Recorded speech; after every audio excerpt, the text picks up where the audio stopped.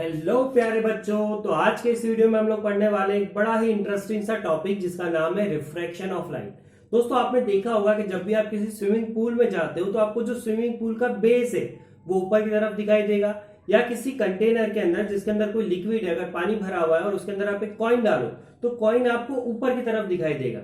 साथ में आपने देखा है कि जब भी लाइट आप तारों की तरफ देखते हो तो तारे आपको टिमटिमाते हुए दिखाई देते हैं, बट एक्चुअल में तारे नहीं टिमटिमा रहे। तो ऐसा हमको क्यों दिख रहा है, क्या कारण है इसके पीछे, उसको आज हम लोग देखने वाले हैं कि इसके पीछे क्या फिनोमिना है। हम लोग जो भी चीज देखते हैं वो सब हमें लाइट की वजह से दिखाई देती है। तो लाइट से रिलेटेड अलग अलग फिनोमिना हमारे देखने, सोचने और समझने की शक्ति पर क्या करते हैं, असर डालने वाले। तो चलिए सबसे पहले आज हम देखते हैं रिफ्रैक्शन ऑफ लाइट। तो रिफ्रैक्शन ऑफ लाइट क्या होता है, देखिए, the phenomena of change in path of a light when it goes from one medium to another medium. जब भी लाइट एक मीडियम से दूसरे मीडियम के अंदर एंटर करती है तो उसके पाथ के अंदर चेंज आ जाता है। मतलब कि अगर सिर्फ एक मीडियम है तो लाइट कैसे जा रही है उस मीडियम के अंदर, सीधी जाती है। हमने पढ़ा है कि हम straight line propagation of light पढ़ रहे हैं। तो स्ट्रेट लाइन प्रोपोगेशन मतलब एक सिंगल मीडियम है तो लाइट कैसे मूव करेगी, सीधी सीधी लाइन के अंदर मूव करने वाली। लेकिन जब लाइट का मीडियम चेंज होगा, जब लाइट एक मीडियम से दूसरे मीडियम में एंटर करेगी तो वो अपने पाथ से क्या हो जाएगी, डेविएट हो जाएगी। इसी फिनोमिना को हम क्या बोलते हैं, रिफ्रैक्शन ऑफ लाइट। नाउ देखते हैं यहां पर क्या होता है। पहला हम लोग केस देखते हैं कि when light travels from rare to denser medium. अब ये रेयर और डेंसर मीडियम क्या होता है, देखिए, ऐसा मीडियम जिसकी डेंसिटी कम है उसको हम रेयर मीडियम बोलेंगे, और ऐसा मीडियम जिसकी डेंसिटी ज्यादा है उसको हम क्या बोलने वाले हैं, डेंसर मीडियम। इसको आगे वीडियो में हम लोग और समझेंगे रिफ्रैक्टिव इंडेक्स के टॉपिक के अंदर। अभी के लिए हम लोग देखते हैं कि हमारे पास दो मीडियम है, एयर और ग्लास। मैंने एक ग्लास की स्लैब लिया और एयर से एक लाइट उसके अंदर क्या कर रही है, एंटर कर रही है। आपने देखा होगा कि अगर आप ग्लास की स्लैब लो और आपकी उंगली जो है उसको हाफ ग्लास की स्लैब में रखो और हाफ बाहर रखो और ऊपर से उसको देखो तो आपकी जो उंगली है आपको टेढ़ी दिखाई देगी ग्लास के अंदर। तो देखते हैं क्या हो रहा है वहां पर। When a light ray travels from rarer to denser medium, यहाँ पर rarer medium कौन सा है आपका, एयर की डेंसिटी कम होती है एज कंपेयर टू ग्लास। सो जब लाइट एयर से ग्लास में एंटर करेगी तो क्या हो रहा है उसको हम लोग देखते हैं। देखिए ये आपकी लाइट है, यहां से एंटर करी, ठीक है, इस पॉइंट के ऊपर इंसिडेंट करी, ये मैंने बना रखा है यहाँ पर नॉर्मल। तो ये जो लाइट है जिस एंगल पर इंसिडेंट करती है उसको हम क्या बोलते हैं, एंगल ऑफ इंसिडेंस। तो आई एंगल के ऊपर ये क्या करी, इंसिडेंट करी। अगर यहां पर ये मीडियम नहीं होता, ये ग्लास नहीं होता, तो ये लाइट कैसे जाने वाली थी, सीधी। क्यों, क्योंकि straight line propagation, light straight line में ट्रैवल करती है तो सीधी जानी चाहिए थी। लेकिन जब ये मीडियम यहां पर आ गया तो ये जो लाइट है ये क्या हो गया, आपकी टुवर्ड्स द नॉर्मल शिफ्ट होने वाली है। जब भी लाइट रेयर मीडियम से डेंसर में एंटर करेगी तो क्या होगी, टुवर्ड्स द नॉर्मल शिफ्ट हो जाएगी। तो नॉर्मल की तरफ क्या हो गई, शिफ्ट हो गई। ये जो एंगल यहां पर बनेगा इसको हम क्या बोलते हैं, रिफ्रैक्टेड एंगल। तो यहां पर क्या शिफ्ट हो रही है, टुवर्ड्स दी नॉर्मल। सेकेंड हम लोग केस देखते हैं जहां पर हमारे पास जो लाइट है वो ट्रेवल कर रही है denser to rare medium. Denser से रेयर मीडियम का मतलब क्या हो रहा है, ग्लास से एयर के अंदर। तो देखिए ये लाइट आई आपकी यहाँ पर, एंगल ऑफ इंसिडेंस बनाया आई।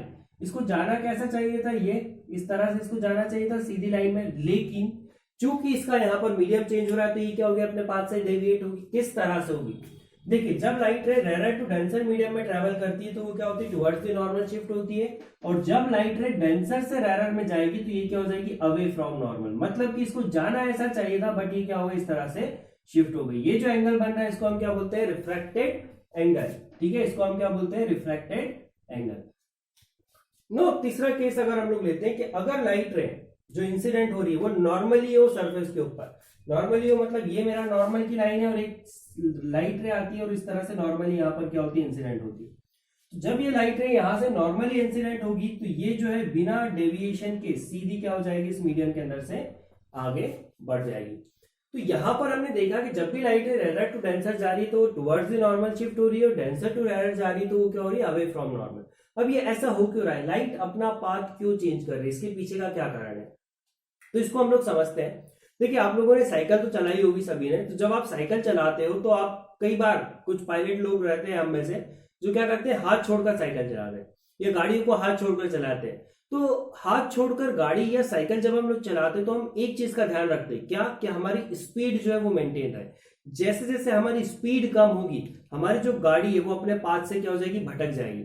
मतलब कि जब तक आपकी गाड़ी स्पीड में है तब तक वो क्या करेगी, एक सीधी लाइन में ट्रेवल करेगी। लेकिन जैसे उसकी स्पीड कम होगी तो वो ऑटोमेटिकली क्या हो जाएगी, अपने पाथ से डेविएट होगी। सेम एक बॉल के साथ होगा, आप एक बॉल को लीजिए और उसको क्या कीजिए, ग्राउंड के ऊपर इस तरह से फेंकिए, ठीक है, सीधी। जैसे जैसे उसकी स्पीड कम होगी वो अपने पाथ से क्या होगी, डेविएट होगी। इसका मतलब क्या है कि कोई भी चीज या कोई भी पार्टिकल या लाइट जब भी अपनी स्पीड चेंज करेगी, जब भी उसकी स्पीड चेंज होगी तो वो अपने पाथ से क्या होने वाली, डेविएट होने वाली। तो यहां पर भी वही हो रहा है कि जब लाइट एयर से ग्लास के अंदर इंटर कर रही है तो उसकी जो स्पीड है उसके अंदर क्या आ रहा है, आपका चेंज आ रहा है, और उस चेंज की वजह से लाइट अपना पाथ क्या कर रही है, बदल रही है। अब रेयर टू डेंसर में जब ये ट्रेवल करेगी तो डेंसर के अंदर लाइट की जो स्पीड है वो कम होती है। पहले रेयर में उसकी स्पीड कितनी थी, 3 × 10⁸। जब वो डेंसर में एंटर करे तो उसकी स्पीड क्या होगी, कम होगी। तो जब स्पीड कम होती है तो वो नॉर्मल की तरफ शिफ्ट होती है। सेकंड केस में देखिए तो ग्लास जो है डेंस है, डेंस है मतलब यहाँ पर पॉपुलेशन ज्यादा है, पार्टिकल्स बहुत पास पास में, तो यहां पर अंदर जब वो लाइट थी तो उसकी स्पीड क्या थी, कम थी। जब वो एयर के अंदर एंटर करी तो एयर के अंदर क्या करेगी, वो तेजी से मूव करेगी, और उसकी स्पीड जब बढ़ेगी तो वो क्या होगी, अवे फ्रॉम नॉर्मल होगी। तो यहां पर स्पीड के चेंज की वजह से क्या होता है, आपका जो लाइट रे है वो अपने पाथ से डेविएट होती है। अब हमको देखना है कि क्या हर मीडियम में सेम अमाउंट से डिफ्लेक्शन हो रहा है। मतलब यहां पर अगर मैं ग्लास को हटाकर वाटर रख दूं, ऑयल रख दूं या कोई और मीडियम रखूं तो क्या उसमें भी सेम अमाउंट से रिफ्लेक्शन होगा या नहीं, ठीक है। तो यहां पर डेफिनेटली हर मटेरियल की अपनी अपनी अलग प्रॉपर्टी होती है, तो यहां पर डेविएशन भी अलग अलग होगा। तो हमको ये पता करना है कि किस एंगल ऑफ इंसिडेंस पर कितना आपका एंगल ऑफ रिफ्लेक्शन मिलेगा। तो इसके लिए हमारे पास लॉ ऑफ रिफ्लेक्शन है, और उसके बाद एक बहुत ही इंपॉर्टेंट टॉपिक हम लोग पढ़ेंगे इसी वीडियो के अंदर, जिसका नाम है आपका रिफ्रैक्टिव इंडेक्स। तो रिफ्रैक्टिव इंडेक्स आपका मटेरियल का जो होता है वो डिसाइड करेगा कि लाइट के अंदर कितनी बेंडिंग होने वाली है। तो चलिए पहले हम लोग देख लेते हैं लॉ ऑफ रिफ्रैक्शन, ठीक है। चलिए तो लॉ ऑफ रिफ्लेक्शन के अंदर हमारे पास दो पॉइंट है। फर्स्ट पॉइंट क्या होता है कि आपका incident ray, normal ray and refracted ray, all these three rays lies in a same plane. इसका मतलब क्या है, देखिए ये आपका इंसिडेंट रे है, आई एंगल बनाकर आ रही है, ये आपकी नॉर्मल है, और ये आपका क्या, रिफ्रैक्टेड है। ये तीनों क्या करेगी, एक ही प्लेन के अंदर लाई करेगी, और जिस पॉइंट पर ये तीनों इंटरसेक्ट करते हैं उसको हम क्या बोलते हैं, पॉइंट ऑफ इंसिडेंट। अब ये एक ही प्लेन में लाई करने का मतलब क्या है कि मान लो अगर आपका इंसिडेंट रे इस बोर्ड पे इस तरह से आ रहा है, तो आपका जो रिफ्रैक्टेड रे है वो भी क्या होगा, इस बोर्ड के ऊपर ही होगा। ऐसा नहीं कि लाइट रे यहाँ से ऐसी आई और बेंड होकर ऐसी बाहर निकल गई, ऐसा नहीं होगा। सेम प्लेन के अंदर क्या होगी, ये तीनों रेज आपकी लाई करने वाली है। सेकंड पॉइंट क्या बोलता है, second and most important point जो है आपका लॉ ऑफ रिफ्रैक्शन का, वो क्या बोलता है आपको, the ratio of sine of angle of incidence to the ratio of sine of angle of refraction for given pair of media is always constant. मतलब कि अगर मैं दो मीडियम लेता हूं, फॉर एग्जांपल एयर और ग्लास मैंने लिया, तो इसके लिए जो रेशियो होगा किसका, sine of angle of incidence, sine of I upon में साइन ऑफ आर, ये क्या होगा, ऑलवेज कांस्टेंट होगा। इसका मतलब है कि अगर मैं आई को चेंज करूंगा तो आर में भी चेंज आएगा, और चेंज कुछ इस तरह से आएगा कि आपका ये जो रेशियो है ये हमेशा क्या होगा, आपका एक गिवन पेयर के लिए कांस्टेंट होगा। तो ये यहाँ पर मैंने लिखा है 1μ2, ये आपका जो इसको हम बोलते हैं रिलेटिव रिफ्रैक्टिव इंडेक्स। इसको पढ़ते कैसे, refractive index of second with respect to first. यहाँ पर फर्स्ट क्या है आपका एयर और सेकंड क्या है ग्लास, तो मैं क्या लिख सकता हूँ इसको सिंपली ए म्यू जी। इसका मतलब क्या है, refractive index of glass with respect to air. तो ये जो रेशियो होगा आपका ये क्या होगा, ऑलवेज कांस्टेंट होगा। इसी को हम इस तरह से भी लिख सकते हैं, μ1 into sine one is equal to μ2 into sine R. इसी को हम क्या बोलते हैं, स्नेल्स लॉ। ये μ1 क्या है, μ1 जो है आपका वो एब्सोल्यूट रिफ्रैक्टिव इंडेक्स है किसका, फर्स्ट मीडियम का।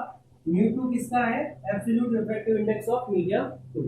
तो अगर लाइट में 1 से इंटर कर रही है तो मैं क्या लिख सकता हूँ, μ1 साइन आई, जो भी उस मीडियम के अंदर एंगल बन रहा है उसका sine, is equal to μ2 second वाले का absolute refractive index into sine of R. ये जो लॉ होता है इसको हम स्नेल्स लॉ भी बोलते हैं रिफ्लेक्शन का। ये हमारे लिए बहुत इंपॉर्टेंट है, रिफ्लेक्शन के जितने भी क्वेश्चन है वो सारे आपके इसी से डील होने वाले हैं। तो ये जो रिफ्रैक्टिव इंडेक्स क्या होता है इसको हम लोग समझते हैं, देखते हैं कि रिफ्रैक्टिव इंडेक्स आपका क्या होने वाला है। चलिए रिफ्रैक्टिव इंडेक्स को हम लोग समझते हैं। तो यहाँ पर दो टाइप के आपके पास रिफ्रैक्टिव इंडेक्स होते हैं, absolute refractive index and relative refractive index. सबसे पहले देखते हैं कि एब्सोल्यूट रिफ्रैक्टिव इंडेक्स क्या होता है। So the absolute refractive index is the ratio of light of speed of light in a vacuum to the speed of light in a medium. हमने अभी पढ़ा है कि जब भी लाइट किसी एक मीडियम से दूसरे में एंटर करती है तो उसकी स्पीड चेंज होती है. तो नाउ जो एब्सोल्यूट आपका रिफ्रैक्टिव इंडेक्स है उसको हमने कैसे डिफाइन किया है, speed of light in a vacuum. मान लेते हैं कि हमारी जो स्पीड है वो लाइट जो है वो कहां से एंटर कर रही है, वैक्यूम से किसी अदर मीडियम में. तो इस मीडियम का जो रिफ्रैक्टिव इंडेक्स होगा वो क्या होगा, speed of light in vacuum divided by speed of light in medium. तो speed of light in vacuum को हम किससे रिप्रेजेंट करते हैं, सी से, और speed of light in medium को हमने रिप्रेजेंट किया वी से. अब आपको एक बात पता होना चाहिए कि जो आपका स्पीड होती है लाइट की वो सबसे ज्यादा होती है कहां पर, वैक्यूम में. वैक्यूम से ज्यादा स्पीड कहीं नहीं होती और उसकी जो वैल्यू होती है वो अप्रोक्सीमेटली 3 × 10⁻⁸ मीटर पर सेकेंड होती है. तो यहाँ पर मैंने कुछ एग्जांपल्स लिख रखे हैं. यहाँ पर लिखा है मैंने म्यू जी. म्यू से हम लोग रिप्रेजेंट करते हैं एब्सोल्यूट रिफ्रैक्टिव इंडेक्स को. म्यू जी का मतलब क्या है, it is the absolute refractive index of glass. तो इसको मैं ऐसा भी लिख सकता हूं ए म्यू जी, बिकॉज एयर और वैक्यूम दोनों में जो स्पीड है लाइट की वो क्या होती है, बराबर. तो हम इसको क्या लिख सकते हैं, ए म्यू जी. इसका मतलब क्या है, refractive index of glass with respect to air. तो इसकी जो वैल्यू आती है वो कितनी है, 1.5. मतलब कि ग्लास का जो एब्सोल्यूट रिफ्रैक्टिव इंडेक्स है वो कितना है आपका, 1.5. और ये क्या है आपका water, mu W, A mu W which is equal to 1.33. मतलब कि आपका जो वाटर है उसका रिफ्रैक्टिव इंडेक्स कितना है, 1.33. इसका मतलब क्या है, ग्लास का रिफ्रैक्टिव इंडेक्स 1.5 है. इसका मतलब क्या है कि आपका जो स्पीड ऑफ लाइट है, ठीक है, वो 1.5 टाइम्स ज्यादा होगी वैक्यूम में एज कंपेयर टू ग्लास. ठीक है, और इसका मतलब क्या है कि आपका जो स्पीड ऑफ लाइट है वो वैक्यूम के अंदर 1.33 टाइम्स ज्यादा होगी as compare to speed of light in a water. तो यहां पर होता है आपका रिफ्रैक्टिव इंडेक्स एब्सोल्यूट वाला. नाउ सेकंड हम लोग देखते हैं रिलेटिव रिफ्रैक्टिव इंडेक्स. अब देखिए जरूरी नहीं है कि हर बार लाइट आपका वैक्यूम से किसी अदर मीडियम में एंटर करे. हो सकता है कि लाइट आपका किसी एक मीडियम से दूसरे मीडियम के अंदर एंटर कर रहा हो. फॉर एग्जांपल आपका जो लाइट है वो हो सकता है कि वाटर से ग्लास के अंदर एंटर करे. तो यहां पर आपका जो रिफ्रैक्टिव इंडेक्स है वो हम लोग कौन सा यूज करने वाले हैं, आपका रिलेटिव रिफ्रैक्टिव इंडेक्स. तो it is the refractive index of one medium with respect to another. इसको कैसे डिफाइन करेंगे, इसको लिखते कैसे हम लोग, इसको हम इस तरह से लिखते हैं 1 म्यू 2. इसका मतलब क्या होता है, refractive index of second with respect to first. Second का रिफ्रैक्टिव इंडेक्स फर्स्ट के रिस्पेक्ट में. तो यहां पर क्या होगा, देखो स्पीड ऑफ लाइट इन 1, इसका जो रेशियो होगा वो क्या होगा आपका, speed of light in 1 upon में speed of light in second. यहां से आप इसको समझ सकते हो, ये आपका एब्सोल्यूट है. एब्सोल्यूट मतलब हम लोग एयर के रिस्पेक्ट में किसी भी अदर मीडियम की बात करें. तो यहां पर देखो speed of light in vacuum मतलब speed of light in air divided by speed of light in medium. तो सेम हमने यहां पर लिखा 1 म्यू 2. इसका मतलब क्या है, speed of light in 1 upon speed of light in second. Example के लिए मैंने यहां पर लिखा है W म्यू जी. इसका मतलब क्या है, refractive index of glass with respect to water. तो जब हम ग्लास के रिफ्रैक्टिव इंडेक्स को कंपेयर करेंगे वाटर से तो हम रिलेटिव का यूज करने वाले. कैसे निकालेंगे ये, speed of light in water upon speed of light in glass. पर हमको कैसे पता कि स्पीड ऑफ लाइट वाटर में कितनी, ग्लास में कितनी है. तो क्यों ना हम इस रिलेटिव को कन्वर्ट कर दें एब्सोल्यूट की टर्म्स में. तो इसको हम क्या लिख सकते हैं, W mu G is equal to A mu G upon में A म्यू W. ये एक्सप्रेशन कहां से आया, इसका डेरिवेशन हम लोग नेक्स्ट वीडियो में करने वाले हैं. तो यहां पर देखिए क्या हो गया, W mu G is equal to A mu G upon में A mu W. A mu G क्या है आपका absolute refractive index of glass और A म्यू W क्या है आपका absolute refractive index of water. एक एग्जांपल देखते हैं. यहां पर W म्यू जी की मैं वैल्यू कैलकुलेट करता हूं. तो W म्यू जी क्या है, refractive index of glass with respect to water. Now इसकी जो वैल्यू है वो क्या होगी, A mu G. A mu G कितना था आपका 1.5, क्योंकि रिफ्रैक्टिव इंडेक्स कितना होता है आपको 1.5 होता है ग्लास का एब्सोल्यूट, अपॉन में A mu W. A mu W देखिए W का कितना है आपका यहाँ पर 1.33. तो यहाँ पर W म्यू जी कितना आ रहा है आपका 1.5 डिवाइडेड बाय 1.33. तो यहाँ पर जब आप इसको कैलकुलेट करोगे तो आंसर आएगा आपका 1.12. इसका मतलब क्या है कि ये जो रिफ्रैक्टिव इंडेक्स है वो भी ग्लास का है और ये जो रिफ्रैक्टिव इंडेक्स है वो भी ग्लास का है. पर ये वाला एब्सोल्यूट है, इसकी वैल्यू जो है आपकी फिक्स है. किसके कंपेयर में, वैक्यूम के कंपेयर में. ठीक है, तो ये जो है आपका वो क्या है, फिक्स है वैक्यूम के कंपेयर में. नाउ ये भी आपका ग्लास का है, लेकिन यहाँ पर जब हम ग्लास को कंपेयर कर रहे हैं तो हम उसको किससे कंपेयर कर रहे हैं, यहाँ पर वाटर से. तो ये जो रिफ्रैक्टिव इंडेक्स आया आपका 1.12, ये क्या है आपका ग्लास का refractive index with respect to water. हमको क्या याद रखना है, हमको एब्सोल्यूट याद रखना है. बाकी तो हम लोग क्या कर लेंगे, यहाँ पर निकाल लेंगे. फॉर एग्जाम्पल एब्सोल्यूट का मीनिंग क्या होता है? फॉर एग्जांपल यहां से हम समझेंगे कि कौन सा मीडियम रेयर है, कौन सा आपका डेंसर है। अगर रिफ्रैक्टिव है, रिलेटिव रिफ्रैक्टिव इंडेक्स की वैल्यू आपकी क्या आती है? 1 से बड़ी। इसका मतलब क्या है कि जिसका आपने रिफ्रैक्टिव इंडेक्स निकाला है वो क्या आपका डेंसर है। इसका मतलब क्या है कि यहाँ पर आपका जो ग्लास है ये क्या होगा? आपका डेंसर मीडियम होगा। किसके कंपेयर में? वाटर के कंपेयर में। तो वाटर यहाँ पर क्या है? आपका रेयर मीडियम है और यहाँ पर डेंसर कौन है? ग्लास। यहाँ पर अगर हम देखें इस वाले में तो देखिए वाटर का जो रिफ्रैक्टिव इंडेक्स है एब्सोल्यूट वो कितना? 1.33। तो यहाँ पर वाटर क्या है? आपका डेंसर है एज कंपेयर टू रेयर।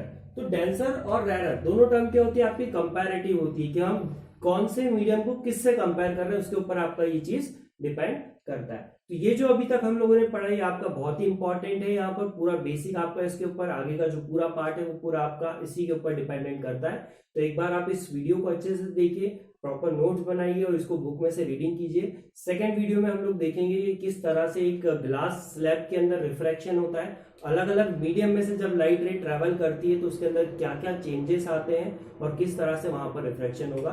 साथ ही हम लोग पढ़ेंगे प्रिंसिपल ऑफ रिवर्सिबिलिटी और ये वाला जो आपका डेरिवेशन है इसको हम लोग प्रूव करने वाले। ठीक है, तो अभी के लिए इस वीडियो में इतना ही। जय हिंद, जय Bharat and love you all.